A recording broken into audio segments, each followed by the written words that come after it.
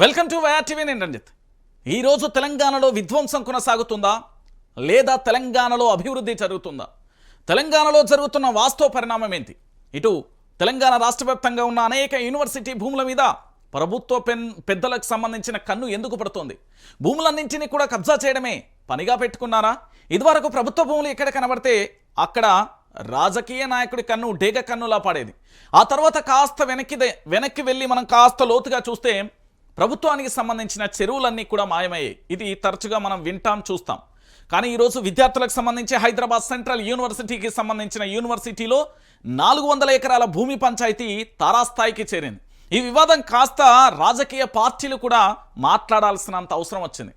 అసలు హైదరాబాద్ సెంట్రల్ యూనివర్సిటీలో జరుగుతున్న వాస్తవం ఏంది, అవాస్తవం ఏంది అనేది కూడా మీకు చెప్పే ప్రయత్నం అయితే చేస్తాం.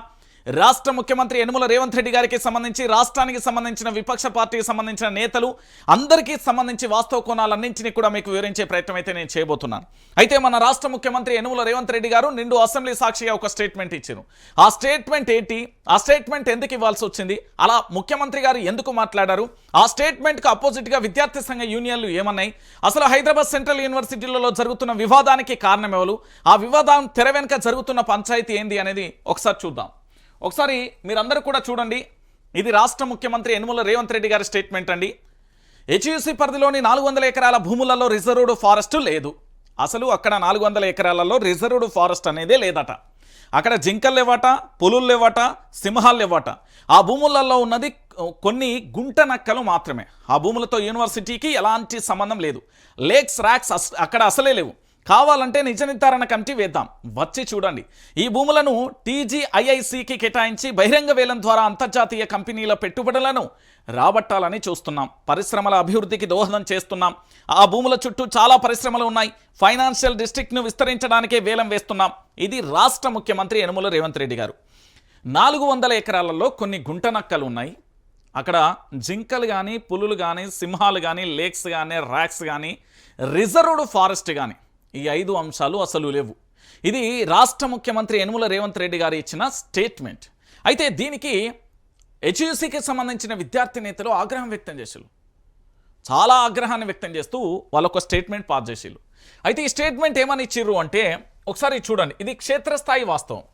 అసెంబ్లీలో ముఖ్యమంత్రి రేవంత్ రెడ్డి మాట్లాడిన తీరు తీవ్ర అభ్యంతరకరం. హెచ్యూసీలో ఉన్నది గుంటలక్కలేనంటూ సీఎం చేసిన వ్యాఖ్యలను తీవ్రంగా ఖండిస్తున్నాం.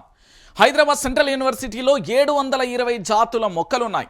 10 జాతుల క్షీరదారాలు, 15 జాతుల సరీసృపాలు, 200 జాతుల పక్షులున్నాయి. వందలాది మచ్చల జింకలు, వేలాది నెమళ్ళు, నక్షత్రపు తాబేలు స్వేచ్ఛగా విహరిస్తున్నాయి. సీఎం ఇక్కడికి వస్తే ఆయనకు స్వయంగా చూపిస్తాం. యూనివర్సిటీ పరిధిలోని భూముల జీవ వైవిధ్యానికి కేంద్రంగా ఉన్నాయి. విద్యార్థులు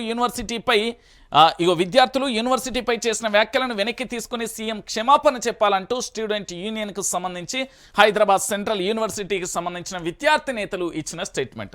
వాళ్ళు ఏమంటున్నారు, రాష్ట్ర ముఖ్యమంత్రి గారు గుంట నక్కలు కొన్ని మాత్రమే ఉన్నాయన్నారు. కానీ విద్యార్థి సంఘ నేతలు ఏమంటున్నారంటే వీళ్ళలో చాలా కీలకమైన అంశాలు ఉన్నాయి.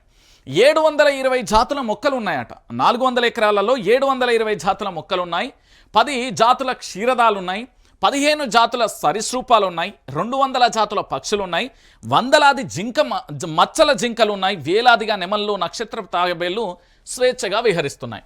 అయితే దీన్ని మీకు కాస్త చూపించే ప్రయత్నం చేస్తా. ఏంది అంటే ఇది ముఖ్యమంత్రి గారికి సంబంధించిన స్టేట్మెంట్. తర్వాత నిన్న కొత్త సంవత్సరం మన ఉగాది పండుగ రోజు హైదరాబాద్ సెంట్రల్ యూనివర్సిటీలలో విద్యార్థుల పరిస్థితి ఎంత దారుణంగా, ఎంత దయనీయమైన పరిస్థితిలో ఉందో ఒకసారి చూస్తే మీరే చాలా ఆశ్చర్యాన్ని వ్యక్తం చేస్తారు. ఈ మాట నేను చెప్పట్లేదు, మీకు కళ్ళ ముందు వినిపిస్తా, కళ్ళ ముందు చూపిస్తా. ఒకసారి నిన్న జరిగిన విద్యార్థులను తీసుకెళ్తున్న తరుణం ఒకసారి చూడండి. కాళ్ళు చేతులు బంధించి ఇక్కడ 2 చేతులను 2 కాళ్ళను బంధించుకొని తీసుకెళ్తున్న తరుణం. అసలు ఏం జరిగింది? తమ యూనివర్సిటీ భూములను కాపాడుకోవాలన్న పాపానికి విద్యార్థులపై రేవంత్ సర్కార్ విరుచుకుపడింది. పండుగ పూట పోలీసులతో వీపులు పగలగొట్టించింది.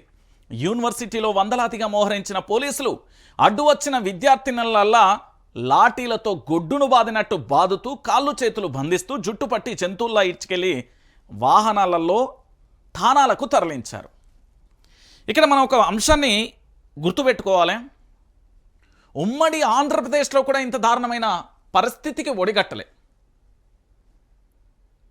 నేను ఎందుకు ఈ మాట చెప్తున్నానంటే, ఇదే సెంట్రల్ యూనివర్సిటీకి సంబంధించి కాంగ్రెస్ పార్టీ జాతీయ నేత అని చెప్పుకునే రాహుల్ గాంధీ గారికి యూనివర్సిటీలలో మీ సమస్యలు ఏదున్నా నాకు చెప్పండి అంటూ వేముల రోహిత్ సంఘటన జరిగినప్పుడు సార్ అక్కడ ప్రత్యక్షమైండు.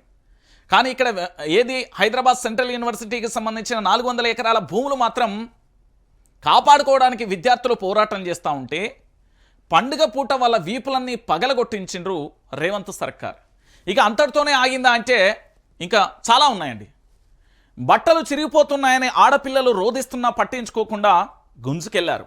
దాదాపుగా 200 మందిని అరెస్టు చేసి వివిధ స్టేషన్లకు తరలించారు. ఆదివారం యూనివర్సిటీకి చెందిన 400 ఎకరాల భూములను చదును చేసేందుకు పోలీసులు పహారాలో అధికారులు పనులు మొదలు పెట్టగా అడ్డుకోపోయిన విద్యార్థులపై ఇగో ఇలా కర్కశంగా కూడా ప్రదర్శించారు దాడుల తీరు. ఇక దీనికి సంబంధించి ఒకసారి మనం చూస్తే, ఒక్కసారి మనం దీన్ని క్లారిటీగా చూస్తే మీకే అర్థమవుతుంది. జుట్టుపట్టి ఈడ్చుకెళ్ళి విద్యార్థులపై విరుచుకుపడిన పోలీసులు, పండుగ పూట అట్టుడికిన హెచ్యూసు, యూనివర్సిటీలో 400 ఎకరాలను చదును చేసేందుకు వచ్చిన అధికారులు, వందలాది పోలీసుల పహారాలో పదుల సంఖ్యలో జేసీబీలతో పనులు, అడ్డుకున్న విద్యార్థులను లాఠీలతో గుడ్లను బాదినట్టుకొచ్చిన కాకిలు, బట్టలు చిరుగుతున్న గొరగొర లాక్కెళ్ళి వాహనాలలో పడేస్తూ వీరంగం. 200 మందికి పైగా కూడా అరెస్టు చేసి సిటీలోని పలు ఠాణాలకు తరలింపు. అరెస్టులను ఖండిస్తూ యూనివర్సిటీ ఎదుట బైఠాయించిన విద్యార్థులు విడుదల చేసేదాకా కదిలేది లేదని పట్టు. భారీగా పోలీసుల మోహరింపు. పోలీస్ స్టేషన్లో విద్యార్థులకు ఎమ్మెల్సీ దాసోజ్ శ్రీనివాస్ గౌడ్ పరామర్శ. రాష్ట్రంలో పోలీసుల అరాచకం, ప్రభుత్వ అణిచివేత తీవ్రమైంది, దమనకాండ విపరీతంగా పెరిగింది. ప్రభుత్వ విధానాలపై నిరసన తెలిపే ప్రతి గొంతుకను బంధిస్తున్నారు. ప్రజాస్వామ్యం గురించి మాట్లాడే రాహుల్ గాంధీ స్పందించాలి. భూమి చదును పన్నులను అడ్డుకున్న హెచ్యూసీ విద్యార్థులపై బలవంతంగా లాక్కెళ్తున్న మహిళా పోలీసులు అంటూ కూడా చూసిన పరిస్థితి కనబడతాను. ఇది అసలు జరిగిన విషయం. ఇక అయితే దీని గురించి రాష్ట్రానికి సంబంధించిన ముఖ్యమంత్రి యనుమల రేవంత్ రెడ్డి గారి స్టేట్మెంట్కు విద్యార్థి సంఘాలు చాలా క్లారిటీగా కూడా బదులిచ్చిన పరిస్థితి చూసాం. ఇక దానితో పాటుగా ఇంకొక అంశం ఏంటంటే, విద్యార్థులు ఏదైతే జేసీబీలు అక్కడికి వచ్చాయో ఆ జేసీబీలకు సంబంధించి పూర్తి స్థాయిలో కూడా ఆ జేసీబీల పని వ్యవహారానికి సంబంధించి కూడా మనం చూసాం కదా. ఆ జేసీబీలు ఏవైతే ఉన్నాయో ఆ జేసీబీ సంబంధించి పనులను అడ్డగించే ప్రయత్నం ఉంది కదా, ఆ జేసీబీలను ఎక్కడికక్కడ అడ్డుకునే ప్రయత్నాలు జరిగినాయి. అయితే జేసీబీలు పోలీసుల పహారాలో కూడా చేరుకున్న తర్వాత పరిస్థితి ఒకసారి మీకు చూపించే ప్రయత్నం చేస్తా. ఇది హైదరాబాద్ సెంట్రల్ యూనివర్సిటీకి అక్కడ ఏదైతే 400 ఎకరాలకు సంబంధించి అన్నింటినీ క్లీన్ చేయడానికి జేసీబీల సహకారంతో వస్తున్నాయి. ఇవన్నీ కూడా పోలీసుల పహారా. టెంట్లు వేసుకుని పోలీసులు ఏ విధంగా ఉన్నారో కూడా మీరు చూడొచ్చు. పోలీసులకు సంబంధించిన ఇదేంటి అంటే, పోలీసుల పహారాలో జేసీబీలతో 400 ఎకరాలను చదును చేసేందుకు కదిలిన యంత్రం అని ఎందుకు అంటున్నానంటే, జేసీబీలకు యంత్రాంగం ఎందుకు అంటున్నానంటే, పోలీసులకు సంబంధించి ప్రజలకు రక్షణ కల్పించాల్సిన పోలీసులు ఈరోజు జేసీబీలకు రక్షణ కల్పిస్తూ బయలుదేరిన తరుణం. దీనికి సంబంధించి మీరు చూస్తున్నారు. ఇదంతా కూడా క్లారిటీగా కూడా మీకు అర్థమైపోయింది. ఇక దీంతో పాటుగా కదులుతున్న ఈ జేసీబీలు దాదాపుగా 30 జేసీబీలతో చెట్లను రాళ్లను తొలగిస్తూ హెచ్ఈసీలో 400 ఎకరానికి అమ్మకాన్ని పెట్టింది రేవంత్ సర్కార్. అయితే ఇక్కడ పూర్తి స్థాయిలో కూడా అర్ధరాత్రి వేళలో పూర్తి స్థాయిలో కూడా చదును చేస్తుంటే అక్కడ నెమళ్ళు కానీ ఇతరత్ర పక్షులు కానీ ఏ విధంగా అరుస్తున్నాయో కూడా వినండి ఒకసారి.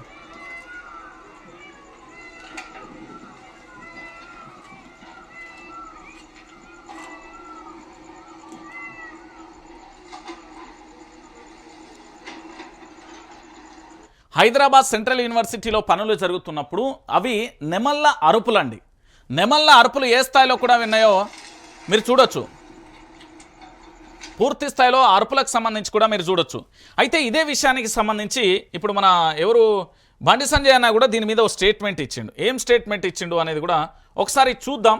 వారు కూడా ఏం మాట్లాడిలో, కేంద్ర మంత్రి పదవిలో ఉన్నారు, బాధ్యతాయుతమైన పదవిలో ఉన్నారు, వారు ఏం మాట్లాడుతున్నారో ఒకసారి వినండి.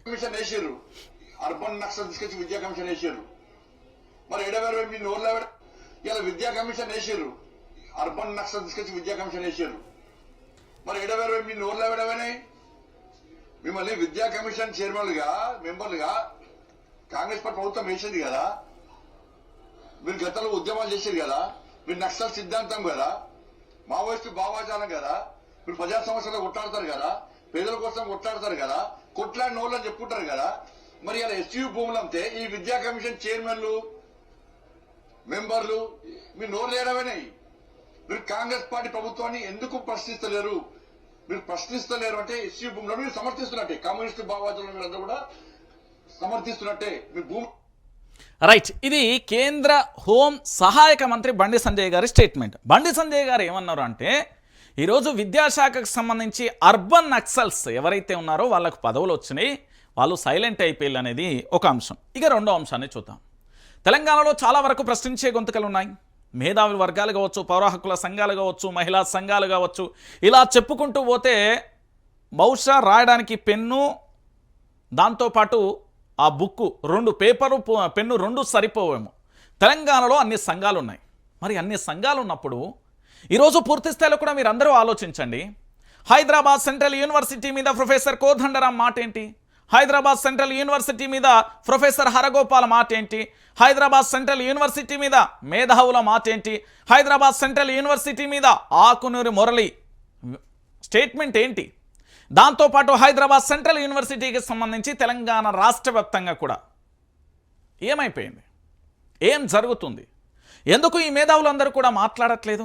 పదవులు రాగానే సైలెంట్ అయిపోతామని చెప్పకనే చెప్పిర్రా, లేకపోతే వాస్తవం రియాలిటీ కనబడుతుందా అంటే అవుననే సమాధానం కనబడుతుంది. ఎస్, బండి సంజయ్ స్టేట్మెంటు ఇది పక్క. ఇక దాంతో పాటుగా మన పొన్నం ప్రభాకర్ గారు తెలుసు కదా, హెచ్యూసీకి ఆ 400 ఎకరాల భూములకు సంబంధం లేదు, కోర్టుకు కేసు గెలిచి ఆ భూములను దక్కించుకున్నాం, కావాలనే రద్దంతం చేసుకున్నాం. పాపం పొన్నం ప్రభాకర్ గారికి తెలియదేమో. ఒకసారి ఆ భూములకు సంబంధించిన పంచాయతీ ఒకసారి నేను చూపించే ప్రయత్నం చేస్తా. ఈ భూములకు సంబంధించి ఒకసారి మీరు గుర్తుపెట్టుకోవాలి, జీవ వైవిధ్యానికి కేంద్రంగా కూడా గ్రీన్ లంగ్స్ ఆఫ్ హైదరాబాద్ అంటారు. అయితే దీంట్లో 1973 పొన్నం ప్రభాకర్ గారికి చాలా క్లారిటీగా నేను వివరిస్తున్నా. 1973 సంవత్సరంలో 1973లో ఏం జరిగింది?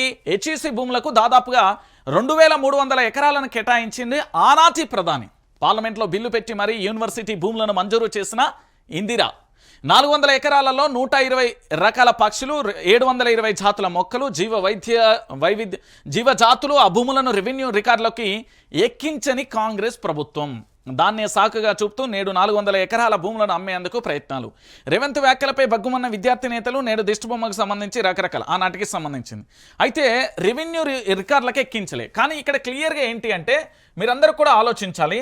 1973లో 2300 ఎకర్స్ పూర్తి స్థాయిలో అన్ననాటి ప్రధాని ఇందిరా గారు పూర్తి స్థాయిలో పార్లమెంట్లో బిల్లు పెట్టి మరీ కూడా దాన్ని మంజూరు చేశారు. మంజూరు చేసినప్పటికీ ఇక్కడ ఏంది అంటే ఆ 400 ఎకరాలు ఏవైతే ఉన్నాయో ఆ భూములను రెవెన్యూ రికార్డులోకి ఎక్కించకపోవడాన్ని దానిని సాకుగా చూపెడుతూ ఈరోజు 400 ఎకరాలను పొతం పెడుతున్నారు అనేది వాస్తవమైన విషయం. ఇది తెలంగాణ రాష్ట్రానికి సంబంధించిన మా పొన్నం ప్రభాకర్ అన్నకు తెలియాలి అని నేను చెప్తున్నా. అయితే ఇది ఇంతటితో ఆగిందే అంటే కాదు. ఇప్పుడు యూనివర్సిటీ భూముల పంచాయతీ ఏ తారాస్థాయికి చేరింది అంటే ఒకసారి చూడండి. ఇదే విషయం మీద ఏది మాజీ మంత్రి కేటీఆర్, బీఆర్ఎస్ వర్కింగ్ ప్రెసిడెంట్కి సంబంధించి కేటీఆర్ ఒకసారి దాని మీద ఒక స్టేట్మెంట్ ఇచ్చారండి. తెలంగాణలో పోలీసుల అరాచకం, ప్రభుత్వ అనిశ్చితత తీవ్రమైంది, ప్రభుత్వ విధానాలపై నిరసన తెలిపే ప్రతి గొంతుకను బంధిస్తున్నారు, ప్రజాస్వామ్యం గురించి మాట్లాడే రాహుల్ గాంధీ స్పందించాలి, మాజీ మంత్రి కేటీఆర్ అంటూ కూడా చూసింది. ఇక్కడ విద్యార్థి సంఘాలకు సంబంధించి జేసీపీ పనులను అడ్డుకోవడానికి పూర్తి స్థాయిలో అంటే ఆదివారం హైదరాబాద్ సెంట్రల్ యూనివర్సిటీలో భూమును చదును చేసేందుకు వచ్చిన జేసీబీలను అడ్డుకుంటున్న విద్యార్థి సంఘాలకు సంబంధించిన స్టూడెంట్స్. ఎందుకంటే వాళ్ళ భూములకు సంబంధించి నేటి బాలలే రేపటి భావి భారత పౌరులు అని స్కూళ్ళల్లో చెప్తారు కదా, అలానే ఇక్కడ విశ్వవిద్యాలయాలను కాపాడుకుంటే అనేక మందికి పూర్తి స్థాయిలో కూడా జరగబోయే పరిస్థితికి సంబంధించి కూడా మనం చూసాం. దానికి పూర్తి స్థాయిలో నేను ఏమంటున్నానంటే ఇక్కడ విద్యార్థులు తమ యొక్క యూనివర్సిటీ భూములను కాపాడుకోవడానికి వాళ్ళు చేస్తున్న ప్రయత్నం జుట్టు పట్టి ఈడ్చుకెళ్ళి రకరకాలుగా కూడా ఇగో చినిగిన చొక్కాకు సంబంధించి నిరసన చేస్తున్న విద్యార్థులను లాక్కెళ్తున్న తీరు, వాళ్ళ వాహనాలలో ఎక్కిస్తున్న తీరు, దాంతోపాటు మాదాపూర్ ఠాణాలో వాగ్వాదానికి దిగిన అరెస్ట్ అయిన విద్యార్థులకు సంబంధించి అరెస్టులను ఖండిస్తూ యూనివర్సిటీ మెయిన్ గేట్ ఎదుట బైఠాయించిన విద్యార్థులకు సంబంధించి దాంతోపాటుగా ఇక్కడ నిరసన అంటే ఈ ప్రభుత్వానికి భయమా? ఎర్రోళ్ళ శ్రీనివాస్ స్టేట్మెంట్. విద్యార్థులపై లాఠీచార్జ్ దారుణం, తుంగభాలు, దాంతోపాటు ఆ భూములను అమ్మడానికైనా సీఎం వద్ద విద్యాశాఖ అంటూ కూడా ఏఐఎస్ఎఫ్కు సంబంధించి యూనివర్సిటీ వీళ్ళను యుద్ధ భూములుగా మార్చద్దు ఏబీవీపీకి సంబంధించి ఇట్లా చెప్పుకుంటూ పోతే పూర్తి స్థాయిలో కూడా ఎక్కడికక్కడ విద్యార్థులను పూర్తి స్థాయిలో అష్టదిగ్బంధనం చేసే ప్రయత్నం జరుగుతుంది. ఇక్కడ ఉమేష్కు సంబంధించి ఉమేష్ అంబేద్కర్ స్టూడెంట్ యూనియన్కు సంబంధించిన ప్రెసిడెంట్ ఆయన ఏం మాట్లాడిండో ఒకసారి మీ అందరికీ తెలియాలి. విద్యార్థులకు భయపడే పండుగ రోజు దౌర్జన్యానికి పాల్పడింది ప్రభుత్వం అంటూ ఆయన చెప్పిండు. ఇటు త్రివేణి పిహెచ్డి స్కాలర్కు సంబంధించి తాను మాట్లాడిన మాట ఏంటి అంటే కాపాడుకునే మాపై దోచుకునేటోళ్ళ దాడులా అంటూ కూడా వారు మాట్లాడింది. రాజ్యాంగంలోని 48A ప్రకారం జీవ వైవిధ్యాన్ని రక్షించడం ప్రభుత్వ బాధ్యత. అది వదిలేసి వన్యప్రాణుల ప్రాణం తీసి రియల్ ఎస్టేట్ వ్యాపారుల చేతిలో పెట్టేందుకు ప్రయత్నిస్తున్నారు. నిన్నటి నుంచి పోలీసులు యూనివర్సిటీలలో మోహరించడాన్ని మేమేమన్నా మమ్మల్ని ఖైదీల్లా చూస్తున్నారు. ఆడపిల్లలు అని చూడకుండా జుట్టు పట్టుకొని లాక్కెళ్తున్నారంటూ కూడా వాళ్ళు ఆవేదన వ్యక్తం చేస్తున్న పరిస్థితి కనబడుతుంది. అంటే ఇక్కడ పోలీసులు ఏ స్థాయిలో కూడా హెచ్ఈసి భూముల మీద తీవ్ర స్థాయిలో కూడా విరుచుకు పడుతున్నారు అని చెప్పడానికి ఒక నిదర్శనం. ఇది హైదరాబాద్ సెంట్రల్ యూనివర్సిటీకి సంబంధించి. అయితే సెంట్రల్ యూనివర్సిటీకి సంబంధించి ఇందులో ఒక కిరుకు ఉందండి. అది 1973 అలనాటి ప్రధానికి సంబంధించి పార్లమెంట్లో బిల్లు పెట్టి మరీ 2300 ఎకరాలను యూనివర్సిటీకి కేటాయించింది. అయితే అక్కడ రెవెన్యూ రికార్డులలో కొంత భూమిని ఎక్కించకపోవడంతో దానిని కాంగ్రెస్ పార్టీ సాకుగా చూపెట్టి ఈరోజు 400 ఎకరాలను పొతం పెడుతుంది. అయితే ఇంత నిర్బంధాల మధ్య ఇంత ఎమర్జెన్సీగా అవసరమా అంటే తెలంగాణలో టాపిక్ డైవర్షన్ కావాలి. ఏదో ఒక సమస్య ఉత్పన్నమైనట్టు లేదా కృత్రిమ ఉద్యమాన్ని తీసుకొస్తూ కృత్రిమంగా జరగాలి. కాబట్టి టాపిక్ డైవర్షన్కు కేర్ ఆఫ్ అడ్రస్గా ఈరోజు తెలంగాణలో జరుగుతున్న ఈ పరిస్థితి. ఈరోజు తెలంగాణలో ఉన్న హెచ్యూసి విద్యార్థులే కాదు, ఉస్మానియా యూనివర్సిటీ విద్యార్థులే కాదు, కాకతీయ యూనివర్సిటీ విద్యార్థులే కాదు, శాతవాహన విద్యార్థులే కాదు, గాంధీ యూనివర్సిటీ విద్యార్థులే కాదు, తెలంగాణ రాష్ట్ర వ్యాప్తంగా ఉన్న ప్రతి యూనివర్సిటీ బిడ్డ కూడా ఆలోచించాల్సిన విషయం ఏంటంటే ప్రభుత్వం అతి త్వరలో యూనివర్సిటీ భూములను కథం పెట్టినా ఆశ్చర్యం లేదు. సో తస్మత్ జాగ్రత్త యూనివర్సిటీ విద్యార్థి నాయకులకు నేను హెచ్చరిస్తున్నా.